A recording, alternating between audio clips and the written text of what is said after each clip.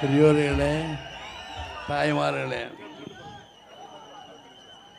அன்பு கொண்ட சகோதர சகோதரிகளே, என் உயிரினும் மேலான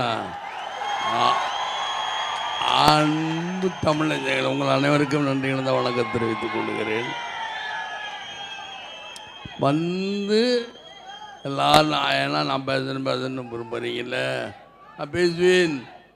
நான் எதை வேணாலும் பேசலாம், எப்படியும் பேசலாம். நானும் பேச விரும்பவில்லை.